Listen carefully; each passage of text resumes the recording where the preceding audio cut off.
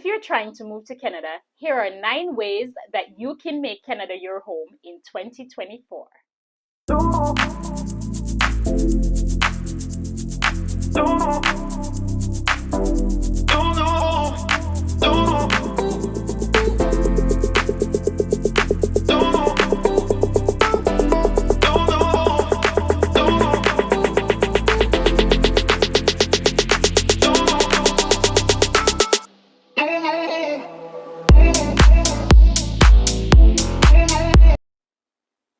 Hello everyone, welcome back to Life as a Canadian Immigrant. If you've ever dreamed of making Canada your new home, you're in the right place. Today, we're going to explore various ways you can immigrate to Canada in 2024. Whether you're looking for a new opportunity, whether you're looking for a better quality of life, or just a change in scenery, Canada might be the perfect destination for you. Let's dive right in. Option 1, the Express Entry System. One of the most popular ways to immigrate to Canada is through the Express Entry System. This is a point-based system that assesses you based on your skills, your education, your work experiences, your language proficiency, and based on that, you're given a score and placed in a pool. Right? Candidates in the pool with the highest scores are then invited to apply for permanent residency. So if you have a strong background and you meet the criteria, this could be your ticket to Canadian permanent residence. This is the process through which I came to Canada, so I am always eager to tell people about this, right? So the problem though with Express Entry is that it's a very competitive program and you may be in the pool for a long time before you actually get an invitation to apply. But you just have to be patient. I mean, I came here through that program, and if I did it, then you can do it too. The good thing about Express Entry is that once you land in Canada, you are a permanent resident. So unlike programs like getting a work permit or studying in Canada, with the Express Entry system, once you land at the airport, you complete your paperwork, you are a Canadian permanent resident. There are 3 programs on the Express Entry. We have the Federal Skilled Worker Program, the Federal Skilled Trades Program, and the Canadian Experience Class Program. Option 2, the Provincial Nominee Program, or PNP. Another great option is the Provincial Nominee Program. Canada has 10 provinces and 3 territories. Each Canadian province and territory has their own provincial nominee program, allowing them to nominate individuals who meet their specific needs. So in many of these provinces, they need people to fill certain job roles that they can't find here. So they have the option to nominate people to fill these roles. So if you have skills or work experience that align with a particular province, this could be a fantastic opportunity for you. There are 2 ways to apply for the provincial nominee programs. You can either use the non-express entry route or you can apply through express entry. Provincial nominations issued under the Express Entry system are known as enhanced nominations. The benefit is that the Express Entry candidates are awarded an additional 600 CRS points, which will put you ahead in the pool, right? And that will essentially guarantee that you'll receive a permanent residence invitation under the Express Entry system. And the application is usually processed within 6 months by the federal government, so that is good. If you do not go the express entry route, then you will just apply directly under the PNP base stream. And once you apply directly under the PNP stream, you will receive a provincial nomination, and the federal government will also process your application. When I was applying, I received a provincial nomination from Ontario, right?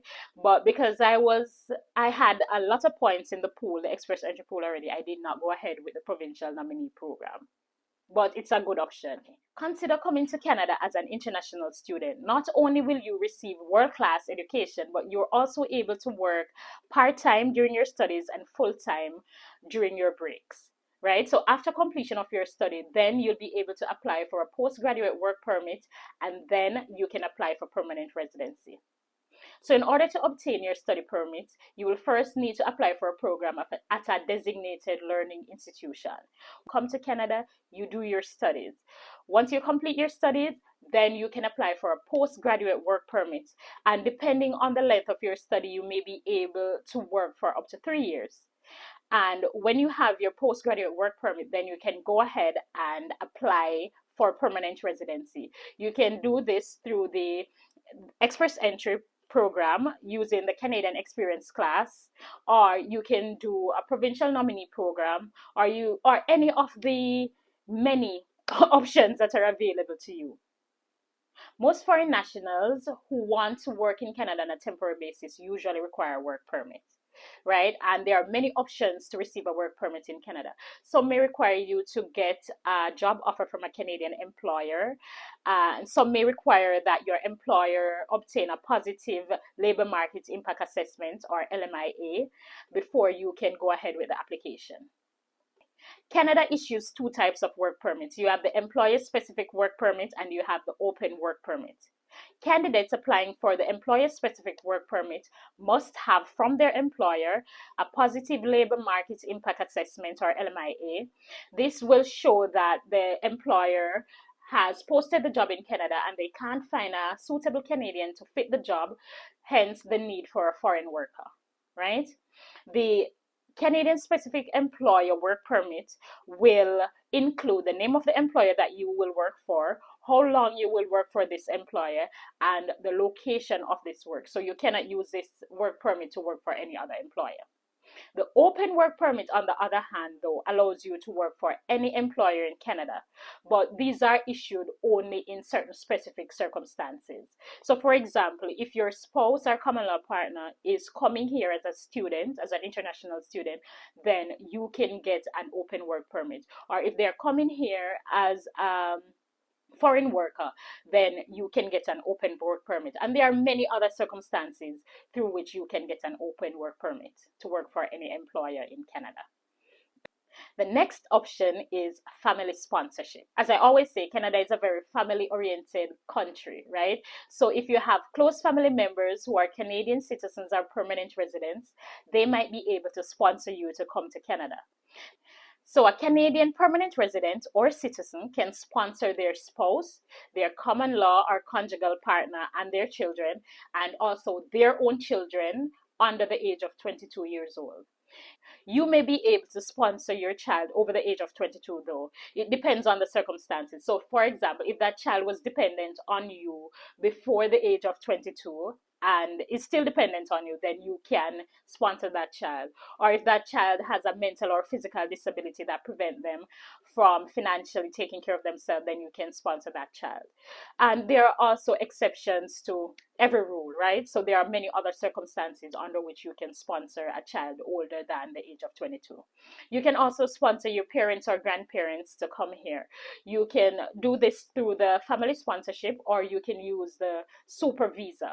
The super visa program, it allows your parents or grandparents to stay in Canada up to 5 years, and they can travel back and forth at any time in and out of Canada within a 10-year period.